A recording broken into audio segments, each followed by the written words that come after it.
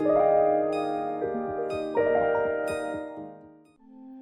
48 Laws of Power. طاقت و اختیار حاصل کرنے کے 48 قانون. پریفیس، پیش لفظ. جب سے دنیا بنی ہے، انسان طاقت و اختیار کے حصول کے لیے مختلف حربے استعمال کرتا رہا ہے. اس طاقت کے حصول کے لیے اکثر نے جائز و ناجائز کا بھی خیال نہیں رکھا. آہستہ آہستہ اس خواہش نے جنون کی شکل اختیار کر لی. کچھ نے اس کے لیے خون بہایا اور کچھ نے اقتدار اور رشتوں کی پامالی کی. غرض یہ کہ اس کے حصول کے لیے ہر قیمت چکائی گئی. گزشتہ کئی صدیوں سے افراد اور اقوام پر طاقت و اختیار حاصل کرنا باقاعدہ ایک فن کی حیثیت اختیار کر چکا ہے. اس پر باقاعدہ کتب لکھی گئیں. اس موضوع پر نیکولو میکیاویلی کی سن 1532 میں شائع کردہ بدنام زمانہ کتاب دی پرنس دنیا بھر کے آمروں اور فسطائیت پسندوں کی گائیڈ ہے، مگر یہ کتاب عمومی طور پر حکمرانوں کے لیے سمجھی جاتی ہے. عصر حاضر میں رابرٹ گرین نے اس موضوع پر قلم اٹھایا اور The 48 Laws of Power تصنیف کی. اس تصنیف نے پوری دنیا کے متعلقہ حلقوں میں تہلکہ مچا دیا. ایک طرف کئی حلقوں کی جانب سے رابرٹ گرین کو شیطان اور برائی کا نمائندہ قرار دیا گیا، جبکہ دوسری جانب اسے ایک ایسا محسن قرار دیا گیا جس نے عام لوگوں کو ان شاطرانہ حربوں سے آگاہ کیا جن کے ذریعے عیار اور شاطر لوگ ان کا استحصال کرتے ہیں. اس کتاب کو لیڈرشپ کی کتاب کے طور پر بھی پڑھا اور پڑھایا جا رہا ہے، کیونکہ اس کتاب کا مرکزی خیال طاقت و اختیار حاصل کرنا ہے، خواہ وہ کسی بھی قیمت پر ہو. اپنی تمام تر موجودہ منفیت کے باوجود یہ کتاب ایک کلاسک کا درجہ رکھتی ہے. یہ کتاب خواہشات نہیں بلکہ ان حقیقتوں پر مبنی ہے جن کا ہمیں سامنا ہے. یہ آپ کو ان تلخ حقائق سے آگاہ کرے گی جنہیں آپ آج تک نظر انداز کرتے چلے آئے ہیں. یہ وہ حقائق ہیں جو ہمارے لاشعور میں تو موجود ہیں، مگر ہم شعوری سطح پر انہیں تسلیم کرنے اور زبان پر لانے سے ڈرتے ہیں، کیونکہ ہم دنیا کو پرامن اور پرخلوص دیکھنا چاہتے ہیں. مگر در حقیقت دنیا ایسی ہے نہیں. ہم اس حقیقت کو تسلیم کریں یا نہ کریں، مگر ہمیں رہنا اسی دنیا میں ہے اور اسی طرح کے لوگوں کے ساتھ ہے. لہٰذا کیوں نہ آگاہی اور شعور کے ساتھ رہا جائے. مصنف نے اپنی بات کو سمجھانے اور اس میں وزن پیدا کرنے کے لیے گزشتہ 3000 سال کی تاریخ سے استفادہ کیا ہے. اس کے ساتھ ساتھ کہانیوں اور ضرب الامثال کے ذریعے انداز بیان کو بہت دلچسپ بنا دیا ہے. یہ کتاب یقیناً آپ کے قیمتی وقت کا بہترین مصرف ثابت ہوگی.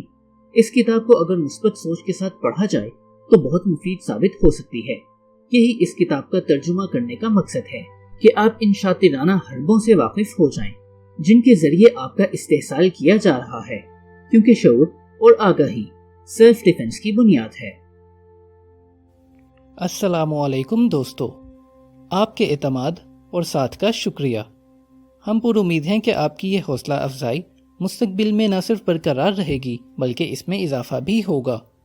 ادب سرائے ایک کاوش ہے دنیا کے بہترین لٹریچر کو آپ کی اپنی زبان میں آپ تک پہنچانے کی. یہ تحریر سنانے سے پہلے میری آپ سے گزارش ہے کہ ہمارے چینل کو سبسکرائب کریں تاکہ یہ اور اس جیسی بہت سی تحریر آپ تک پہنچ سکیں. شکریہ. ادب سرائے. ادب سرائے. The 48 Laws of Power. طاقت و اختیار حاصل کرنے کے 48 قانون. قانون نمبر 1، اپنے آقا سے برتر ہونے کی کبھی کوشش نہ کریں. Never outshine the master. پیغام: اپنے سے اوپر والوں کو ہمیشہ اپنے آپ سے زیادہ ذہین ہونے کا احساس دلائیں، لیکن انہیں خوش اور متاثر کرنے کے لیے اپنی صلاحیت اور مہارت کے اظہار میں اس حد تک مت جائیں کہ آپ کی خواہش کے برعکس ان میں خوف اور عدم تحفظ کا احساس پیدا ہو جائے. اپنے آقا کو اس کی اصل صلاحیت اور ذہانت سے زیادہ ذہین اور باصلاحیت ہونے کا احساس دلائیں اور ترقی کی منازل طے کریں. ہر شخص کسی نہ کسی حوالے سے عدم تحفظ کا احساس رکھتا ہے. جب آپ دنیا کے سامنے اپنی صلاحیت و مہارت کا اظہار کرتے ہیں تو آپ اپنے ارد گرد کے لوگوں کے حسد، عناد اور عدم تحفظ کی وجہ سے بہت سی مشکلات کا شکار ہو جاتے ہیں، اور اس بات کی توقع بھی کی جانی چاہیے. آپ اپنی ساری زندگی دوسرے لوگوں کی کم ظرفی پر مبنی احساسات کی فکر میں نہیں گزار سکتے. تاہم آپ کو خود سے بالاتر لوگوں کے بارے میں مختلف طرز فکر اختیار کرنا چاہیے۔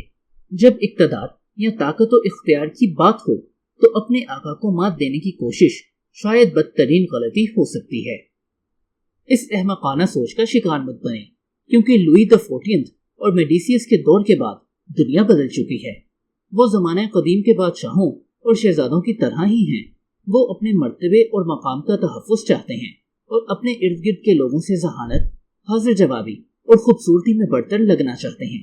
یہ ایک عام لیکن بہت مہلک غلط فہمی ہے کہ اپنی خودآداد صلاحیتوں اور جاذبیت کا اظہار کر کے آپ اپنے آقا کی نظر میں مقبولیت حاصل کرتے ہیں۔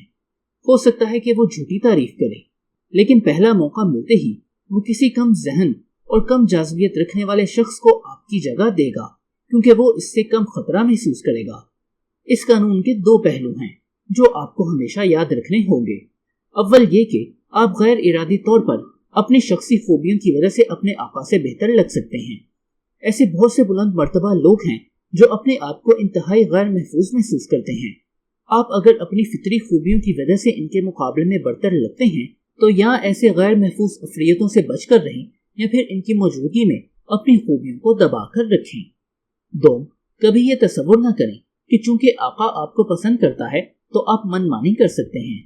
ایسے قبول نظر افراد کے بارے میں کتب کی کتب لکھی جا سکتی ہیں جنہوں نے اپنے مقام کو اپنا حق سمجھ لیا اور آقا سے بہتر نظر آنے کی ہمت کرنے کی وجہ سے اپنے آقا کی نظروں سے گر گئے۔ اپنے آقا کو مات دینے کے خطرات سے آگہی کے بعد آپ اس قانون کو اپنے حق میں استعمال کر سکتے ہیں۔ سب سے پہلے تو اپنے آقا کی خوشامد کریں اور انہیں خوب خوش کریں۔ بالکل واضح خوشامد بھی بہت مؤثر ہوتی ہے، لیکن اس کی اپنی حدود ہیں۔ یہ براہ راست اور کھلی ہوتی ہیں اور دوسرے درباریوں، آقا کے ارد گرد کے باقی لوگوں کو بری لگتی ہیں۔ ڈھکی چھپی خوشامد بہت طاقت رکھتی ہے۔ مثال کے طور پر اگر آپ اپنے آقا سے زیادہ ذہین ہیں تو اس کے برعکس نظر آئیں۔ آقا کو خود سے زیادہ ذہین ظاہر کریں، خود بالکل سادہ اور کم عقل لگیں۔ ایسے ظاہر کریں جیسے آپ کو آقا کے تجربے اور رہنمائی کی ضرورت ہے۔ معمولی اور بے ضرر غلطیوں کا ارتکاب کریں جن کی ضرورت ہے، جن سے کوئی دوررس نقصانات نہ ہوں، لیکن وہ غلطیاں آپ کو موقع دیں کہ آپ بعد میں آقا سے رہنمائی کی درخواست کر سکیں۔ آقا، اعلیٰ مقام پر فائز لوگ ایسی درخواستوں سے بہت خوش ہوتے ہیں۔ اگر آپ کا آقا، بوس، سمجھے کہ آپ کو اس کی رہنمائی کی ضرورت نہیں پڑتی تو ہو سکتا ہے وہ اس بات سے ناراض ہو جائے اور آپ اس کے غضب کا نشانہ بنیں۔ اگر آپ کے خیالات اپنے آقا سے زیادہ تخلیقی ہیں تو انہیں کھلے عام آقا کی رہنمائی سے منسوب کریں۔ یہ ظاہر کریں کہ آپ کا مشورہ تو محض آقا کے علم اور رہنمائی کی گونج ہے۔ اگر آپ فطری طور پر اپنے آقا سے زیادہ سخی اور ملنسار ہیں تو اتنی احتیاط کر دیں کہ آپ کی خوبیاں اتنی نمایاں نہ ہوں کہ ان کے پیچھے آقا کی اچھائیاں ماند پڑ جائیں۔ باس کو یہی لگنا چاہیے کہ وہ ایسا سورج ہے جس کے گرد سب گھوم رہے ہیں اور اسی سے روشنی اور طاقت حاصل کرتے ہیں۔ درج بالا تمام معاملات میں اپنی صلاحیتوں اور طاقت کو پوشیدہ رکھنا کوئی خامی نہیں ہے اگر آخرکار آپ کو اختیار تک رسائی مل جائے۔ دوسروں کو جان بوجھ کر خود مات دینے کا موقع فراہم کرنے سے معاملات آپ کے اختیار میں رہتے ہیں، ورنہ دوسروں کو مات دینے کی صورت میں آپ ان کے عدم تحفظ کا شکار ہو جاتے ہیں۔ جس دن آپ اپنے مرتبے سے اوپر والوں کو مات دیں گے، اس دن آپ کی خوبیاں ہی آپ کی سب سے بڑی دشمن ہوں گی۔ لیکن اگر آپ آقا کو دوسروں کی نظر میں مزید نمایاں کریں تو آپ فوراً ہی ترقی پا سکتے ہیں۔ مثال، نکولس فوقیت فرانس کے بادشاہ لوئی دی 14 کا وزیر خزانہ تھا۔ وہ بادشاہ کے بہت قریب تھا اور بادشاہ کے پسندیدہ درباریوں میں سے تھا۔ سن 1661 میں سلطنت فرانس کے وزیر اعظم جولز مارزین کا انتقال ہو گیا۔ اب نکولس نے وزیر اعظم بننے کے خواب دیکھنا شروع کر دیے، لیکن کافی عرصہ تک بادشاہ نے اسے وزیر اعظم نامزد نہ کیا، تو نکولس نے اپنے محل میں بادشاہ کے لیے شاندار ضیافت کا اہتمام کیا۔ تمام امرائے سلطنت کو مدعو کیا گیا، دعوت پر بہت اہتمام کیا گیا۔ نکولس نے پیسہ پانی کی طرح بہایا۔ اس دور کے مشہور ترین ڈرامہ نویس سے ڈرامہ کا اسکرپٹ تحریر کروایا اور نکولس نے خود اس ڈرامے میں کردار ادا کیا۔ خوبصورت دوشیزاؤں، شراب اور آتش بازی کی وجہ سے پارٹی کو 4 چاند لگ گئے۔ نکولس بہت نمایاں اور سب کا مرکز نگاہ تھا۔ دعوت ختم ہوئی تو نکولس بہت خوش تھا۔ اسے یقین تھا کہ بادشاہ اس سے بہت متاثر ہوا ہوگا اور طلوع آفتاب کے ساتھ ہی اس کی قسمت کا ستارہ عروج پر پہنچ جائے گا۔ لیکن صبح اس کی تمام توقعات اور خواہشات کے برعکس بادشاہ نے اسے گرفتار کروا دیا اور سرکاری خزانے میں بے ایمانی کے الزام میں اسے زندان میں ڈال دیا گیا اور باقی زندگی اس نے قید میں بسر کی۔ دوسری مثال، 17ویں صدی کے آغاز میں اس دور کا عظیم سائنسدان گیلیلیو اپنی علمی مہارت کے باوجود تنگ دست رہتا تھا اور اپنے تحقیقی کام کے لیے صاحب ثروت لوگوں کا محتاج رہتا تھا۔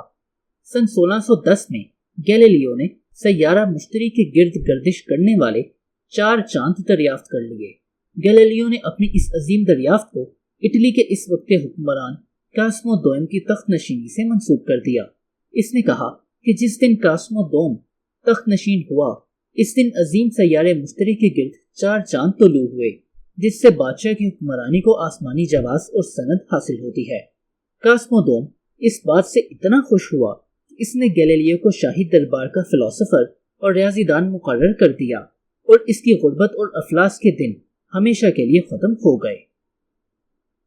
حاصل، جس طرح آسمان میں ایک سورج اور بے شمار ستارے ہیں اور ان میں سورج کو امتیازی حیثیت حاصل ہے، اسی طرح باس کی حیثیت کشش اور چمک دمک سے زیادہ کی کوشش کرنے کی بجائے اس کی موجودگی میں مدھم اور غیر نمایاں ہو جانا ہی دانشمندی ہے۔ سند، اپنے باس کو مات دینے سے گریز کریں۔ کسی کمتر کی اپنے باس پر برتری یا بہتری نہ صرف حماقت بلکہ مہلک ہے۔ آسمان کے ستارے ہمیں یہی سبق دیتے ہیں۔ ہو سکتا ہے وہ سورج جیسے روشن ہو، لیکن وہ سورج کی موجودگی میں کبھی نمایاں نہیں ہوتے۔ بالتزار گریشین، سن 1601 سے 1658 عیسوی۔ ادب سارائے، 48 لاز آف پاور، طاقت و اختیار حاصل کرنے کے 48 قوانین۔ قانون نمبر 2، دوستوں پر حد سے زیادہ اعتماد مت کریں اور اپنے دشمنوں کو استعمال کرنا سیکھیں۔ Never put too much trust in friends. Learn how to use enemies. پیغام، دوستوں سے ہمیشہ محتاط رہیں۔ وہ آپ کو بہت جلد دھوکہ دے سکتے ہیں کیونکہ وہ بہت جلد حسد کا شکار ہو جاتے ہیں۔ وہ بگڑ کر بہت سنگدل ہو جاتے ہیں۔ اس کے بجائے اپنے کسی سابقہ دشمن کی خدمات حاصل کریں اور وہ دوستوں سے زیادہ وفادار ثابت ہوگا کیونکہ اسے اپنے بارے میں شکوک کو ختم کرنا ہوتا ہے۔ در حقیقت آپ کو اپنے دشمنوں سے زیادہ اپنے دوستوں سے ڈرنا چاہیے۔ اگر آپ کے کوئی دشمن نہیں ہیں تو اپنے کچھ دشمن بنانے کا طریقہ سوچیں۔ یہ ایک فطری سا عمل ہے کہ کسی ضرورت یا مشکل کے وقت آپ اپنے دوستوں کو اپنے قریب دیکھنا اور ان کی مدد حاصل کرنا چاہتے ہیں۔ دنیا ایک سنگدل جگہ ہے اور دوست دنیا کی سختی کو کم کرتے ہیں۔ اس کے علاوہ آپ انہیں اچھی طرح جانتے ہیں، اس لیے کسی دوست کے ہوتے ہوئے ایک اجنبی پر بھروسہ نہیں کیا جا سکتا۔ مسئلہ یہ ہے کہ در حقیقت آپ اپنے اکثر دوستوں کو اتنا نہیں جانتے جتنا کہ آپ سمجھتے ہیں۔ دوست اکثر باتوں میں اختلافات سے بچنے کے لیے رضامندی کا اظہار کر دیتے ہیں۔ وہ ایک دوسرے کی ناراضگی سے بچنے کے لیے اکثر اندرونی ناگوار احساسات کو چھپاتے ہیں، ایک دوسرے کے لطیفوں پر بلا وجہ ہنستے ہیں۔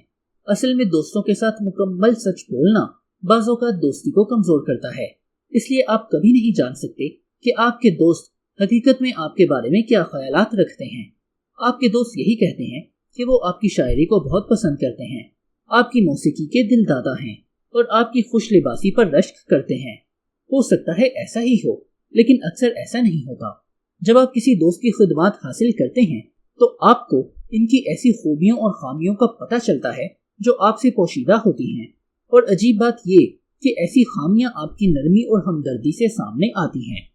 آپ کی نرمی عدم توازن پیدا کرتی ہے۔ جب لوگوں پر کوئی مہربانی یا احسان کیا جائے تو وہ یہی سمجھتے ہیں کہ وہ اس بھلائی یا انعام کے حقدار تھے، کیونکہ دوسری صورت میں انہیں احسان کا بوجھ برداشت کرنا ہوتا ہے۔ اور جب آپ دوستوں پر کوئی مہربانی کرتے ہیں تو وہ بظاہر شکر گزار ہونے کے باوجود دل ہی دل میں احسان مندی کی اذیت محسوس کرتے ہیں۔ دوستوں کو استعمال کرنے یا ان کی خدمات حاصل کرنے میں سب سے بڑا مسئلہ یہ ہے کہ ایسی صورت میں آپ کے اختیارات محدود ہو جاتے ہیں، کیونکہ آپ ان کی کسی غلطی پر انہیں باقی لوگوں کی طرح سرزنش نہیں کر سکتے۔ کسی ضرورت کے وقت اہلیت اور مہارت جو خدمت انجام دے سکتی ہے، وہ کمی محض دوستی کے جذبات و احساسات سے پوری نہیں ہو سکتی۔ کسی بھی جگہ کام کو رواں رکھنے کے لیے برتر اور کمتر لوگوں میں ایک مخصوص فاصلہ ضروری ہے۔ آپ کو کام کی ضرورت ہے، دوستوں کی نہیں۔ دوستی، حقیقی یا نقلی، حقائق کو آپ کی نظر سے اوجھل کر دیتی ہے۔ طاقت یا اختیار کی کنجی اس فیصلے کی اہلیت میں ہے کہ آپ کو لوگوں کی صلاحیتوں کو پرکھنا چاہیے تاکہ آپ ایسے لوگوں کی خدمات حاصل کریں جو صحیح معنوں میں آپ کے مفادات کو پروان چڑھا سکیں۔ دوسری جانب آپ کے دشمن سونے کی پوشیدہ کان کی طرح ہے، بس آپ کو سیکھنا ہوگا کہ کیسے آپ انہیں اپنے مفادات کے مطابق ڈھال سکتے ہیں۔ نیپولین کے وزیر خارجہ ٹیلیرین نے سن 1807 کے لگ بھگ جب یہ محسوس کیا کہ شہنشاہ فرانس کو تباہی کی طرف لے جا رہا ہے تو اس نے فیصلہ کیا اب بادشاہ کے خلاف ہو جانے کا وقت آ چکا ہے، اور وہ بادشاہ کے خلاف سازش اور پکڑے جانے کے خطرات سے بھی پوری طرح آگاہ تھا۔ اس نے بہت غور کیا کہ اس کام کے لیے وہ اپنے کس دوست کو استعمال کرے۔ اس نے خفیہ ادارے کے سربراہ فوش کا انتخاب کیا جو اس کا اتنا شدید دشمن تھا کہ اس کی جان لینے کی کوشش کر چکا تھا۔ اسے احساس تھا کہ ان کی گزشتہ نفرت ہی اب ان دونوں کے درمیان رفاقت اور اعتماد کو گہرا کرنے کی وجہ بنے گی۔ اسے علم تھا کہ فوش کو اس کی طرف سے اعتماد اور دوستی کی توقع نہیں ہوگی، اس لیے وہ ٹیلیرین کا اعتماد حاصل کرنے کے لیے کوئی دقیقہ فرض گزاشت نہیں کرے گا۔ اسے یہ بات بھی اچھی طرح معلوم تھی کہ ان دونوں کی شراکت باہمی مفاد کی بنیاد پر ہوگی اور کسی کے ذاتی جذبات و احساسات اس کو متاثر نہیں کر پائیں گے۔ یہ انتخاب انتہائی شاندار ثابت ہوا۔ وہ نیپولین کو تخت سے اتارنے کی سازش میں تو کامیاب نہیں ہو سکے، لیکن بادشاہ کے خلاف جذبات میں بہت اضافہ ہو گیا۔ اس کے بعد سے ٹیلیرین اور فوش میں ایک قابل اعتماد شراکت کا رشتہ قائم ہو گیا۔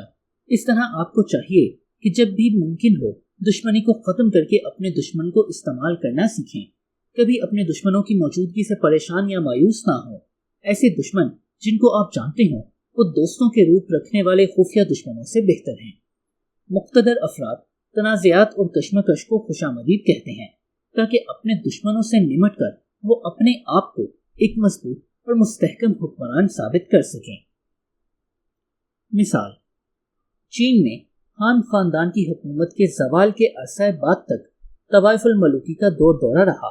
جو بادشاہ بھی تخت افروز ہوتا، فوج کا سپہ سالار کچھ عرصے بعد غداری کرتے ہوئے اس کا تخت الٹ کر اسے مار ڈالتا اور خود تخت پر قابض ہو کر بادشاہ بن بیٹھتا، اور کچھ عرصہ یہی سلسلہ چلتا رہتا، کیونکہ اس طرح اقتدار میں آنے والا بہت جلد خود بھی اسی انجام کا شکار ہوتا۔ آخرکار سن 959 میں جنرل چاؤ کونگی برسرے اقتدار ہوا۔ وہ چین کی تاریخ سے آگاہ تھا۔ اس نے دوستوں سے چھٹکارا پا کر دشمنوں کو استعمال کرنے کا فیصلہ کیا۔ اس نے تمام جرنیلوں کو شاہی ضیافت پر مدعو کیا اور وہاں انہیں خوب شراب پلائی گئی، یہاں تک کہ وہ سب مدہوش ہو گئے تو بادشاہ نے انہیں غیر مسلح کر دیا۔ سب جرنیل انتہائی شدید خوف کا شکار تھے کہ ان کی قسمت کا کیا فیصلہ ہوتا ہے۔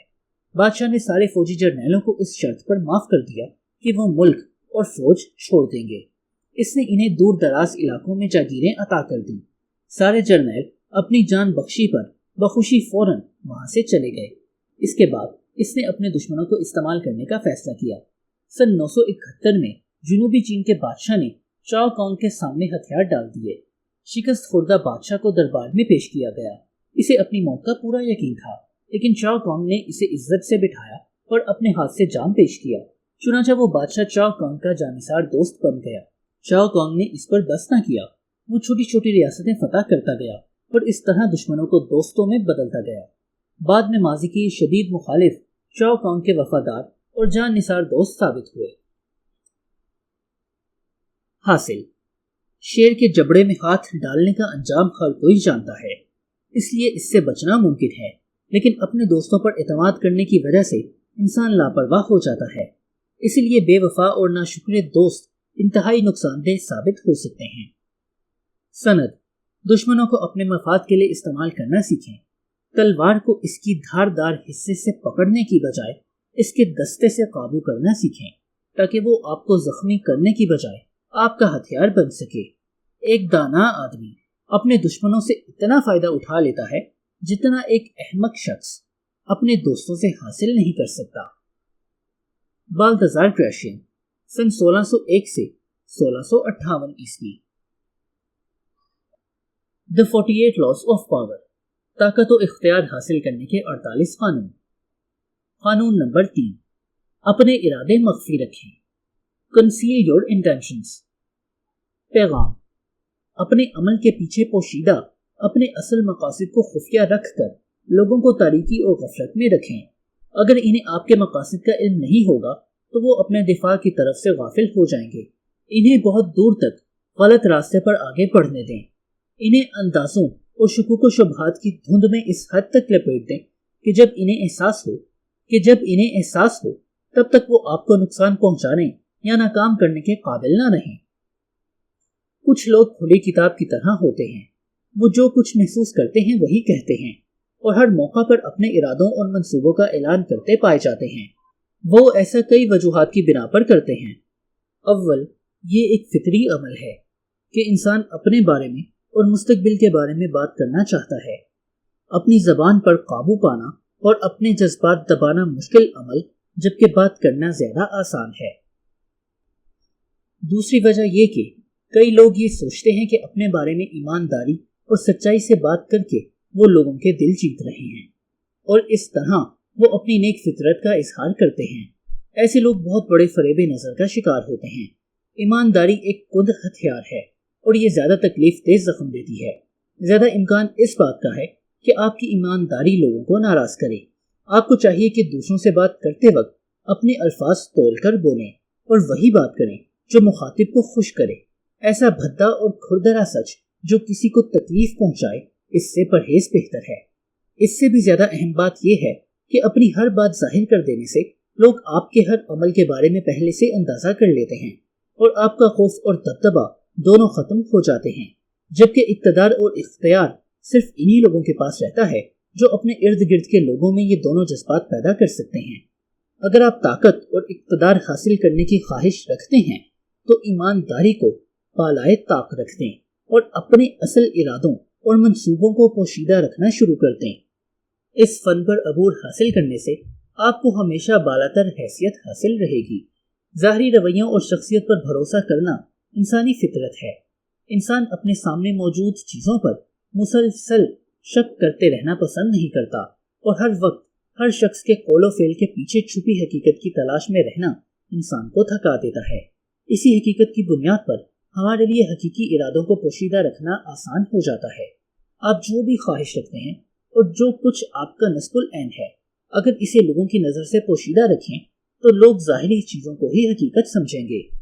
اپنے حقیقی ارادوں کو چھپانے کا ایک طریقہ تو یہ ہے کہ اپنی جھوٹی خواہشات کے بارے میں مسلسل بے لاگ گفتگو کرتے رہیں۔ اس طرح آپ ایک تیر سے 3 شکار کریں گے۔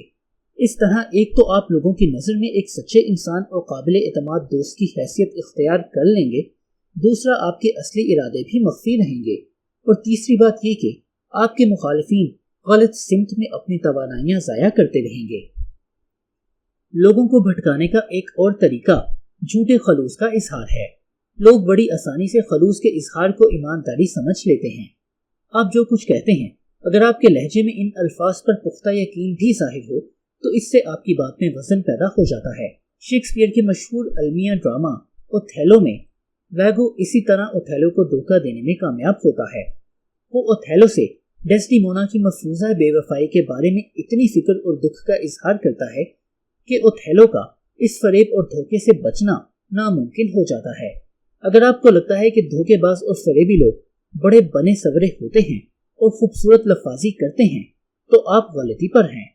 سب سے بہترین دھوکہ باز وہ ہے جو بالکل سادہ اور غیر نمایاں طریقہ اختیار کرتا ہے جس پر توجہ ہی نہیں جاتی۔ وہ یہ بات جانتے ہیں کہ بہت زیادہ نمایاں ہونا شکوک کو ابھارتا ہے، اس کے بجائے وہ اپنے اہداف کو سادہ اور عمومی انداز کے پیچھے چھپاتے ہیں۔ ایک بار جب آپ عام فہم اور سادہ انداز اختیار کر کے لوگوں کا بھروسہ جیت لیتے ہیں تو پھر انہیں آپ کی طرف سے دھوکے کا اندازہ نہیں ہوتا۔ لوگوں کی آنکھوں میں دھول جھونکنے کا سب سے آسان طریقہ آپ کے چہرے کے تاثرات ہیں۔ سادگی اور انتہائی چالاکی سے پیدا کیے گئے تاثرات وہ دھوکہ ہیں جن کے پیچھے خطرناک سے خطرناک منصوبے اور ارادے چھپائے جا سکتے ہیں۔ یہ وہ ہتھیار ہے جو دنیا کے طاقتور سے طاقتور افراد سیکھتے رہے۔ کہا جاتا ہے کہ کوئی بھی فرینکلن ڈی روزویلٹ کا چہرہ نہیں پڑھ سکتا تھا۔ بیرن جیمس روتھشائلڈ نے پوری زندگی اپنی اصلی خواہشات کو چھپانے کی مشق کی۔ یاد رکھیں کہ اپنی شاندار صلاحیتوں اور اچھی باتوں کو چھپانے کے لیے بہت صبر اور عاجزی کی ضرورت ہے۔ اپنے آپ کو غیر نمایاں کرنا بہت مشکل ہے۔ اپنے چہرے پر ایسا نقاب پہننے پر مایوس مت ہوں۔ یہ آپ کے بارے میں اندازہ نہ لگا سکنے کا مسئلہ ہے جو لوگوں کو آپ سے متاثر کرتا ہے اور آپ کو ایک طاقتور آدمی کے طور پر پیش کرتا ہے۔ مثال، 17ویں صدی کی رومان پرور فضا میں ایک فرانسیسی نوجوان مارکویس ڈین سیمن اپنی پریم کتھا ایک 62 سالہ بوڑھی عورت نینا ڈی لنگوس کو بڑے پرجوش انداز سے سنا رہا تھا۔ مارکویس اعلیٰ خاندان کا چشم و چراغ اور خوبصورت پرکشش جوان تھا، لیکن وہ جس حسینہ سے آنکھیں لڑا بیٹھا تھا وہ اس کی طرف ملتفت نہ ہو رہی تھی۔ وہ حسینہ جتنی خوبصورت تھی اس سے زیادہ بے رحم تھی۔ اس بوڑھی جہاں دیدہ عورت نے نوجوان کو مشورہ دیا کہ وہ اس حسینہ کی طرف بے نیازی کا مظاہرہ کرے اور اس پر اپنے دل کا راز ظاہر نہ کرے۔ پیرس کی ایک حسین شام کو ایک شاندار دعوت میں مارکس کا سامنا اس حسینہ سے ہوا، لیکن اس نے کمال بے اعتنائی کا مظاہرہ کرتے ہوئے خود کو اس سے دور رکھا اور دوسری دوشیزاؤں کی طرف متوجہ ہو گیا۔ سنگدل محبوبہ سے یہ برداشت نہ ہوا۔ اس نے خود آگے بڑھ کر مارکس کو اپنے گھر مدعو کیا۔ آج اس کی خوشی کا کوئی ٹھکانہ نہ تھا، لیکن کیف السرور کے اس لمحے میں وہ اپنے آپ پر قابو نہ رکھ سکا اور ساری کہانی اپنی محبوبہ کو بتا دی، اور جیسے ہی اس نے اپنا راز کھولا اپنی محبوبہ کی نظروں میں بے وقت ہو گیا۔ اب وہ ایک عام نوجوان کی طرح تھا جو اس کی راہوں میں پڑے رہتے تھے۔ اب پھر وہ مارکس سے پہلے جتنی دور تھی۔ اوٹو وان بسمارک 35 سال کی عمر میں 1850 میں پرشین پارلیمنٹ میں ڈپٹی کے عہدے پر فائز تھا۔ وہ جرمن قوم کی نشاط ثانیہ کا زبردست علم بردار تھا۔ جرمنی اس پر ٹکڑوں میں بٹا ہوا تھا۔ اس کا ہمسایہ ملک آسٹریا زبردست فوجی قوت کے بل بوتے پر غلبہ رکھتا تھا۔ جرمن قوم اور رہنماؤں میں بہت غم و غصہ پایا جاتا تھا۔ دونوں ملک جنگ کے دھانے پر پہنچ چکے تھے اور جرمن پارلیمنٹ میں اس اہم موضوع پر بحث ہونے والی تھی۔ تمام مقررین اپنی شعلہ بیانی سے قوم کو جنگ پر ابھار رہے تھے۔ بادشاہ فریڈرک ولیم چہارم اور اس کے وزراء جنگ سے گریز کی پالیسی پر عمل پیرا تھے۔ اب پارلیمنٹ میں بسمارک کی تقریر شروع ہوئی۔ ہر شخص توقع کر رہا تھا کہ یہ شخص آسٹریا کے خلاف اعلان جنگ کر دے گا، لیکن اس وقت سب کی امیدوں پر پانی پھر گیا جب بسمارک نے جنگ کی تباہی اور ہولناکیوں کا نقشہ کھینچا اور آسٹریا کی پالیسیوں کی تعریف کی۔ ہر شخص ششدر رہ گیا۔ بادشاہ، اس کے وزراء اور جنگ کے دوسرے مخالفین بہت طاقتور ہو گئے۔ پارلیمنٹ کی ووٹنگ میں جنگ کے خلاف لوگوں کو فتح حاصل ہوئی۔ بادشاہ نے بسمارک کو وزارت سونپ دی۔ چند ہی سال میں بسمارک جرمنی کا وزیر اعظم بن گیا۔ بسمارک نے پارلیمنٹ میں جنگ کے خلاف تقریر کر کے پوری جرمن قوم کی نظر میں اپنی شخصیت کو بلا مقصد داغدار نہیں کیا تھا۔ اب اس نے اپنے اصل مقصد پر عمل کرتے ہوئے جرمنی کو متحد کیا، فوج کا مورال بلند کیا۔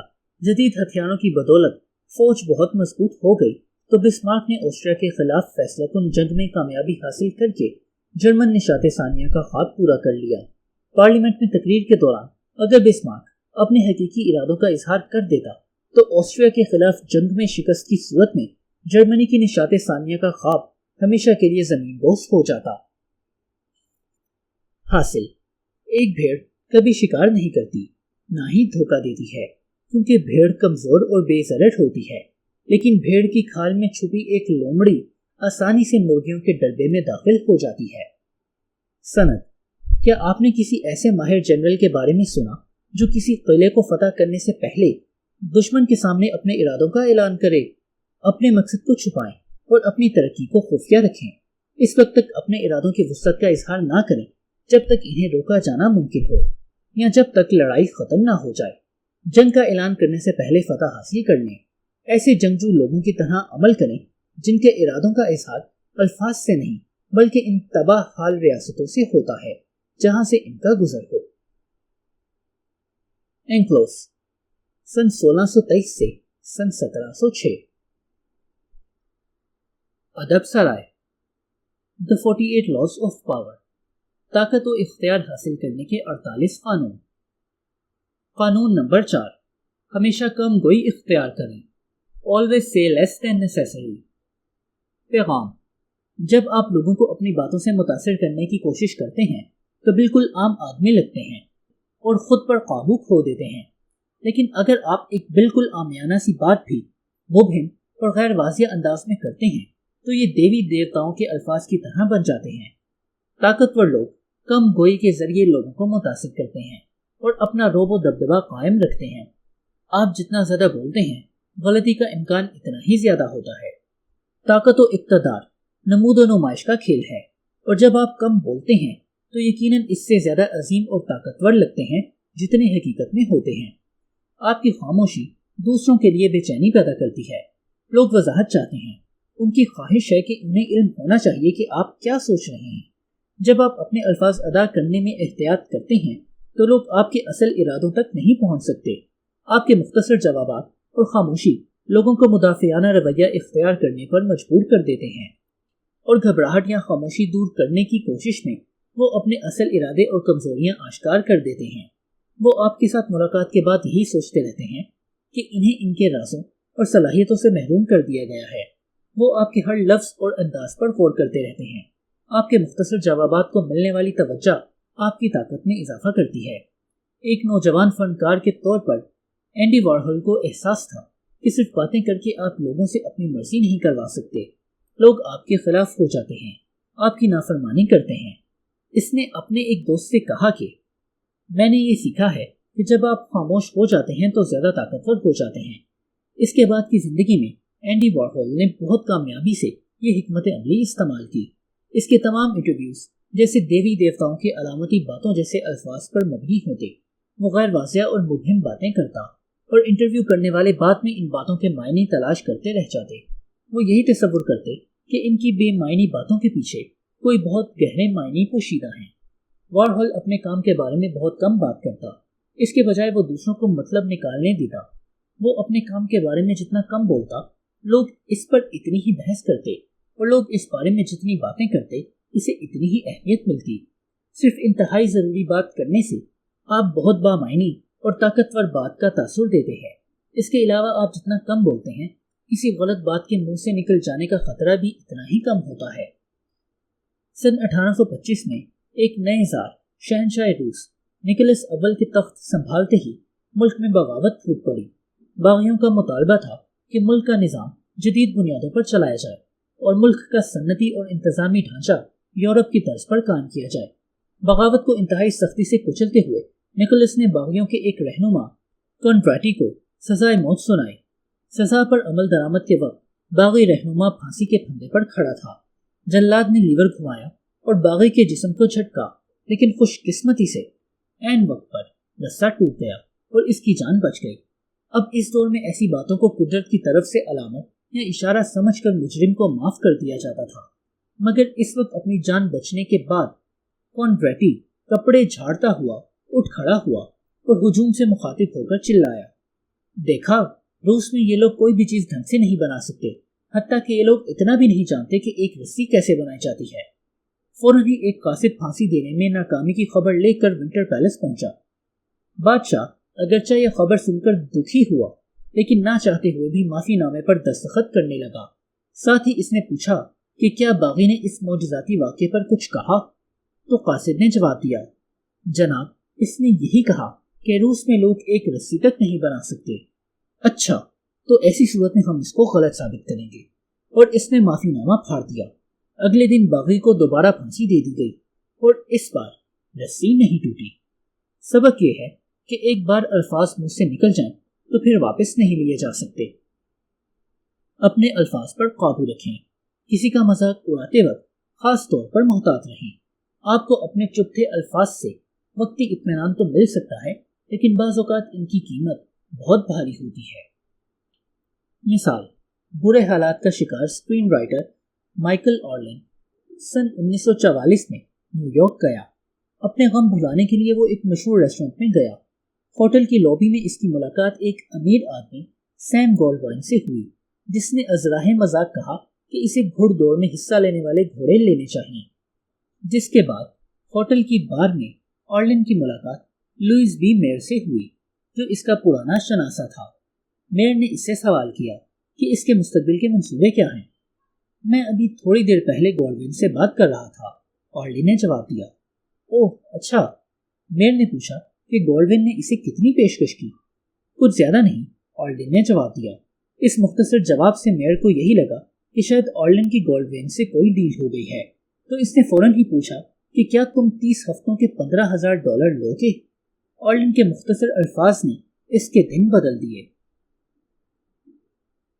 مثال نمبر 2، بادشاہ لوئی XIV سلطنت کے معاملات بہت راز میں رکھنے کا عادی تھا، یہاں تک کہ وہ اپنے وزراء کو بھی مناسب وقت سے پہلے کسی بات سے آگاہ نہیں کرتا تھا۔ وہ کونسل کی میٹنگ میں مفصل بحث کے بعد سب کو اپنے فیصلوں سے آگاہ کرتا تھا۔ اس کے چہرے پر ناقابل فہم تاثرات ہوتے، اس کی آنکھیں لومڑی کی طرح تھیں۔ سوائے کونسل کے اجلاس میں بات اٹھانے کے، وہ جب درباریوں سے بات کرتا تو صرف ان کے فرائض اور اختیار تک محدود رہتا، حتیٰ کہ اس کی غیر سنجیدہ بات بھی ایک استعارے جیسی ہوتی۔ مثال نمبر 3، جب چاند پوری طرح چمک رہا ہوتا ہے تو سیپی کا منہ کھل جاتا ہے۔ جب کوئی کیکڑا ایسی سیپی کی طرف دیکھتا ہے جو اس کی منہ میں کوئی پتھر یا سمندری گھاس پھینک دیتا ہے، جس سے سیپی دوبارہ بند نہیں ہو سکتی اور کیکڑے کی خوراک بن جاتی ہے، یہی انجام اس شخص کا بھی ہوتا ہے جو بے وقت اور بے سوچے سمجھے منہ کھول دیتا ہے اور بولنے کے بعد سامع کے رحم و کرم پر ہوتا ہے۔ لیونارڈو ڈا ونچی، سن 1452 سے سن 1519۔ حاصل، ڈیلفی کے مندر میں جب بھی لوگ پوچھنے آتے تو وہاں کا پروہت کچھ بے معنی لفظ ادا کر دیتا۔ انداز ایسا ہوتا کہ وہ الفاظ بہت اہم اور بامعنی ہیں، کوئی بھی پروہت کے الفاظ کو چھٹلا نہیں سکتا تھا، وہ الفاظ لوگوں کو زندگی اور موت سے زیادہ اہم ہوتے۔ سند، کبھی اپنے ماتحتوں کے بولنے سے پہلے اپنے الفاظ ضائع مت کریں۔ میں جتنا زیادہ خاموش رہتا ہوں، لوگ اتنا ہی جلدی بول پڑتے ہیں، اور ان الفاظ سے میں ان کے اصل ارادے اور خواہشات جان سکتا ہوں۔ اگر حکمرانی کی شخصیت میں کوئی اسرار نہ ہو تو اس کے وزراء بہت زیادہ فائدہ اٹھاتے ہیں۔ ہین فائٹس، چائنیز فلسفر، 300 قبل مسیح۔ ادب سرائے، The 48 Laws of Power، طاقت و اختیار حاصل کرنے کے 48 قانون۔ قانون نمبر 5، بہت سی چیزوں کا انحصار آپ کی ساکھ پر ہے، اپنی جان کی قیمت پر بھی اپنی ساکھ کی حفاظت کریں۔ So much depends on reputation. Guard it with your life. پیغام، کسی انسان کی ساکھ اس کی طاقت کے قلعے کا بنیادی پتھر ہے۔ صرف اپنی ساکھ کی بنیاد پر آپ لوگوں میں خوف پیدا کر کے فتح حاصل کر سکتے ہیں۔ ایک بار جب آپ کی ساکھ ختم ہو جائے تو آپ کمزور ہو جاتے ہیں اور آپ پر چاروں اطراف سے حملہ ہوتا ہے۔ ممکنہ حملوں کے لیے ہمیشہ تیار رہیں اور حملہ ہونے سے پہلے ہی انہیں ناکام بنانے کی کوشش کریں۔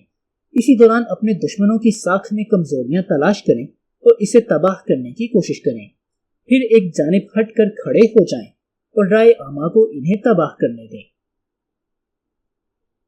ہمارے ارد گرد کے لوگ، بلکہ اکثر اوقات ہمارے قریبی دوست بھی اسرار کی دھند میں لپٹے ہوئے اور گہرے ہوتے ہیں۔ ان کے کردار میں بھی خفیہ دراڑیں ہوتی ہیں جنہیں وہ کبھی افشا نہیں کرتے۔ دوسرے لوگوں کو نہ جان پانا کبھی کبھی ہمیں پریشان کرتا ہے، کیونکہ اس سے ہمارے لیے دوسرے لوگوں کو پرکھنا بہت مشکل بلکہ ناممکن ہو جاتا ہے۔ چنانچہ باقی باتوں کو نظر انداز کرتے ہوئے ہم عام طور پر صرف ظاہری باتوں جیسے لباس، جسمانی حرکات و سکنات، لوگوں کی آنکھوں سے انہیں پرکھنے اور جاننے کی کوشش کرتے ہیں۔ عام معاشرتی زندگی میں ہماری ظاہری شخصیت ہی ہماری پہچان ہوتی ہے۔ کوئی معمولی سی غلطی یا ظاہری شخصیت میں چھوٹی سی تبدیلی بھی تباہ کن ہو سکتی ہے۔ آپ کی اپنی تخلیق کردہ ساکھ کے انتہائی اہم ہونے کی یہی سب سے بڑی وجہ ہے۔ ساکھ بنانا مشکل اور اہم ہے، لیکن اسے قائم رکھنا بھی اتنا ہی ضروری ہے۔ یہ شہرت یا ساکھ ہی لوگوں کو آپ کی حقیقت جاننے سے روک کر آپ کے لیے زرہ اور ڈھال کا کام کرے گی۔ لوگ آپ کی حقیقت نہیں جان پائیں گے اور آپ کو اس بات پر اختیار ہوگا کہ لوگوں کے بارے میں کیا رائے قائم کریں۔ آغاز میں آپ اپنی کسی ایک خوبی جیسے سخاوت یا ایمانداری کے بارے میں لوگوں کی رائے بنائیں۔ یہ خوبیاں آپ کو دوسروں سے ممتاز کرتی ہیں اور لوگ اس بات پر مجبور ہو جاتے ہیں کہ آپ کے بارے میں گفتگو کریں۔ اس کے بعد اپنی ساکھ کو جتنے زیادہ لوگوں تک پہنچا سکتے ہیں پہنچائیں، لیکن انتہائی خوبصورتی اور ذہانت سے، تاکہ آپ کی شہرت آہستہ آہستہ اور مضبوط بنیادوں پر مستحکم ہو۔ پھر یہ خود بخود جنگ کی آگ کی طرح پھیل جائے گی۔ آپ کی مستحکم شہرت لوگوں کو آپ کی موجودگی کا احساس دلاتی ہے اور آپ کی کوشش کے بغیر بھی آپ کو مضبوط حیثیت عطا کرتی ہے۔ آپ کی ساکھ آپ کے گرد ایک مقناطیسی حالہ یعنی اورا بنا دیتی ہے، جس سے لوگوں میں آپ کی عزت بلکہ بعض اوقات رعب و دبدبہ قائم ہو جاتا ہے۔ شمالی افریقہ کے صحرا میں دوسری جنگ عظیم کے دوران جرمن جرنیل ایرون رومیل اپنی مکاری اور دھوکہ دہی کے لیے شہرت رکھتا تھا، اور اس کی یہ شہرت اس کے ہر حریف پر خوف طاری کر دیتی تھی، حتیٰ کہ جب اس کی فوج بکھر چکی تھی اور برطانوی ٹینکوں کو رومیل کے مقابلے میں 1 پر 5 کی عددی برتری حاصل تھی، تب بھی اس کے آگے بڑھنے کی خبر پر شہروں کے شہر خالی ہو گئے۔ آپ اپنی شہرت کو کسی ایک غیر معمولی اور انتہائی اعلیٰ خوبی پر قائم کریں۔ اس خوبی کی شہرت آپ کے لیے وزٹنگ کارڈ کا کام کرتی ہے۔ اس لفظ کا ذکر آتے ہی لوگوں کو آپ کی موجودگی کا احساس ہوتا ہے اور جیسے ایک شہر قائم ہو جاتا ہے۔ آپ کی ساکھ وہ دولت ہے جسے بہت محنت سے حاصل کیا جاتا ہے اور بڑی احتیاط سے اسے سنبھالا جاتا ہے۔ خاص طور پر جب آپ اپنی ساکھ بنا رہے ہوتے ہیں تو آپ کو بڑی ہوشیاری سے ہر طرف اور ہر طرح کے حملے سے اس کا دفاع کرنا ہوتا ہے۔ ایک بار جب آپ اپنی ساکھ قائم کر لیں تو اپنے دشمنوں کی طرف سے کسی بھی طرح کے الزام کی صورت میں نہ تو غصہ کریں نہ مدافعانہ رویہ اختیار کریں۔ اس طرح کے رویے سے دشمن یہ محسوس کرے گا کہ آپ اپنی ساکھ کے معاملے میں خود اعتمادی کی بجائے عدم تحفظ کا احساس رکھتے ہیں۔ اس کے بجائے زیادہ بہتر راستہ اختیار کرتے ہوئے اعتماد سے بھرپور نظر آئیں، اور دوسری جانب آپ اپنے مخالفین کی ساکھ پر حملے کو ایک طاقتور حربے کے طور پر استعمال کریں، خاص طور پر ان لوگوں پر جو آپ سے زیادہ طاقتور ہوں۔ ایسے شخص کے پاس کھونے کے لیے بہت کچھ ہوتا ہے، اور اگر وہ جواب میں آپ کی شہرت کو داغدار کرنا چاہے تو اسے اتنا فائدہ حاصل نہیں ہوتا، لیکن یہ طریقہ انتہائی مہارت سے استعمال کرنا چاہیے اور معمولی قسم کی انتقامی کارروائیوں سے خود اپنی شہرت کو نقصان نہ پہنچائیں۔ اپنے حملوں میں انتہائی حد تک نہ جائیں، کیونکہ اس سے لوگوں کی توجہ آپ کے دشمن کی ساکھ کی بجائے آپ کی منتقم مزاجی کی طرف ہو جائے گی۔ جب آپ کی اپنی ساکھ مستحکم ہو تو انتہائی چالاکی سے، طنز و مزاح کے ہتھیار سے دشمن پر حملہ آور ہوں اور اپنے مخالف کو کمزور کرتے چلے جائیں۔ ایک طاقتور شیر اپنے راستے میں آنے والے چوہے سے کھیلتا ہے، اگر وہ اس پر غصے سے حملہ آور ہو تو اس کا خوف ختم ہو جائے گا۔ مثال نمبر 1، چین میں سہ سلطنتی جنگ سن 207 سے 265 کے دوران جنرل چوکونگ سلطنت شو کی فوجوں کا سپہ سالار تھا۔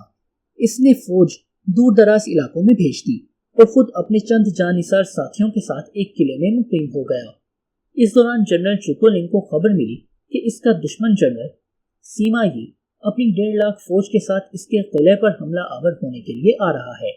جنرل لی چونکہ اتنی مختصر فوج کے ساتھ مزاحمت یا دفاع نہیں کر سکتا تھا، اس لیے اس نے اپنی فوج کو قلعے میں چھپا دیا، قلعے کے دروازے کھولنے کا حکم دیا اور خود چین سے فصیل پر بیٹھ کر بانسری بجانے لگا۔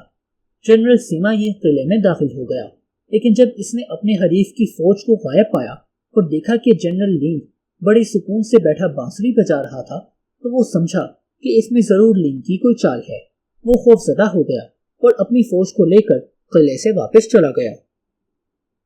یاد رہے کہ جنرل لینگ انتہائی خطرناک جنگی چالیں چلنے کے لیے مشہور تھا۔ اس طرح لینگ نے بغیر لڑائی کے صرف اپنی شہرت کا فائدہ اٹھا کر فتح پا لی۔ مثال نمبر 2، چین میں ایک قدیم سلطنت کا درباری میزو سیاہ اپنے اچھے تہذیبی آداب و اطوار کے لیے خاص طور پر مشہور تھا۔ اپنی ان اچھی عادات کی وجہ سے وہ بادشاہ کی نظروں میں آ گیا۔ چین میں قانون تھا کہ بادشاہ کی بگھی میں بلا اجازت بیٹھنے والوں کے پاؤں کاٹ دیے جاتے تھے۔ ایک روز اچانک میزو سیاہ کو اطلاع ملی کہ اس کی ماں سخت بیمار تھی۔ میزو سیاہ بلا اجازت بادشاہ کی بگھی پر سوار ہو کر اپنی ماں کو ملنے چلا گیا۔ جب یہ بات بادشاہ کے پاس پہنچی تو اس کے پاؤں کاٹ دینے کی بجائے بادشاہ نے کہا کہ میزو سیاہ کتنا فرض شناس ہے کہ بیمار ماں کی خاطر وہ قطع ساقطین کا قانون تک بھول گیا اور میری بگھی بلا اجازت لے گیا۔ یعنی میزو سیاہ اپنی اچھی شہرت کی بنا پر نہ صرف اپنے پاؤں سے محروم نہ ہوا بلکہ بادشاہ سے فرض شناسی کی سند بھی حاصل کر لی۔ اس طرح میزو سیاہ ایک دن بادشاہ کے ساتھ باغ کی سیر کر رہا تھا۔ درخت سے ایک ناشپاتی توڑی اور آدھی کھا کر باقی آدھی بادشاہ کو پیش کی۔ بادشاہ نے وہ ناشپاتی کھا لی اور میزو سیاہ کو خراج تحسین پیش کیا کہ وہ بادشاہ سے اتنی محبت کرتا ہے کہ پہلے خود ناشپاتی کا ذائقہ چکھا اور پھر بادشاہ کو پیش کی۔ حاصل۔ آپ نے ہیروں اور جواہرات سے بھری ایک کان کی تلاش کی، اسے کھودا اور اس میں موجود خزانہ آپ کا ہو گیا۔ اب اپنی زندگی کی قیمت پر اس خزانے کی حفاظت کریں۔ اپنی اس دولت کو مال مفت مت تصور کریں اور مسلسل اس کی حفاظت کرتے رہیں، کیونکہ وقت جواہرات کی چمک ماند کر کے انہیں نظروں سے اوجھل کر دیتا ہے۔ سند: میری خواہش ہے کہ میرے درباری اپنے موروثی قابلیت کو مہارت سے سنبھالیں، اور جب بھی کسی ایسی جگہ جائیں جہاں وہ اجنبی ہوں تو کوشش کریں کہ ان کی شہرت ان سے پہلے وہاں پہنچ جائے، کیونکہ ایسی شہرت جو بہت سے افراد کی آراء سے قائم ہو وہ کسی انسان کی قابلیت پر غیر متزلزل یقین قائم کرتی ہے، اور ایسے لوگوں کے ذہن میں آسانی سے راسخ کی جا سکتی ہے جو پہلے سے اسے قبول کرنے کو تیار بیٹھے ہوں۔ بالدسار کیسٹیلیone، سن 1478 سے سن 1529۔ ادب سرائے۔